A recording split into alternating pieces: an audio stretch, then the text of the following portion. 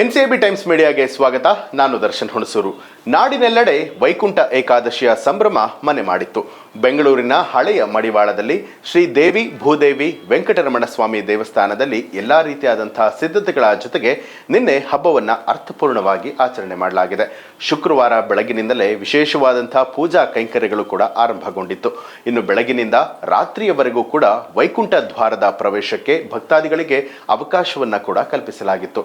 ವೈಕುಂಠ ದ್ವಾರದ ಮೂಲಕ ಸಾಗಿ ದೇವರ ದರ್ಶನವನ್ನ ಪಡೆದು ಭಕ್ತರು ಪುನೀತರಾಗಿದ್ದಾರೆ. ಹಿರಿಯ ನಾಗರಿಕರಿಗೆ ಶೀಘ್ರ ದರ್ಶನದ ವ್ಯವಸ್ಥೆಯನ್ನ ಕೂಡ ಕಲ್ಪಿಸಲಾಗಿತ್ತು. ಇನ್ನು ದೇವಾಲಯದಲ್ಲಿ ಕುಡಿಯುವ ನೀರು, ಲಡ್ಡು ಪ್ರಸಾದವನ್ನ ಕೂಡ ವಿತರಣೆ ಮಾಡಲಾಯಿತು. ಮುನ್ನೆಚ್ಚರಿಕೆ ಕ್ರಮವಾಗಿ ಗದ್ದಲ ಉಂಟಾಗದಂತೆ ದೇವಾಲಯದಲ್ಲಿ ಬ್ಯಾರಿಗೇಟ್ಗಳನ್ನು ಅಳವಡಿಕೆ ಮಾಡಿ ಭದ್ರತಾ ವ್ಯವಸ್ಥೆಯನ್ನ ಕೂಡ ಕೈಗೊಳ್ಳಲಾಗಿತ್ತು.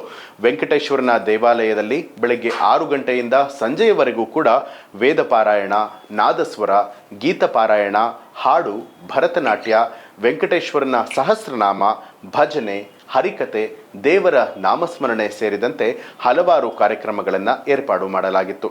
ಶ್ರೀನಿವಾಸ ಗೋವಿಂದನಿಗೆ ಧೂಪ, ದೀಪ, ವಸ್ತ್ರ, ಪುಷ್ಪ ಮತ್ತು ಚಾಮರಗಳಿಂದ ಆರತಿಯನ್ನ ಅರ್ಪಿಸಲಾಯಿತು.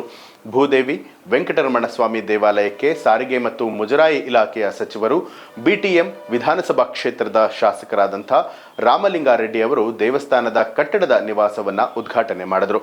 ಜೊತೆಗೆ ಸಾವಿರಾರು ಭಕ್ತಾದಿಗಳು, ಕಾರ್ಯಕರ್ತರು ಕೂಡ ವೈಕುಂಠ ಏಕಾದಶಿಯಲ್ಲಿ ಭಾಗಿಯಾದರು.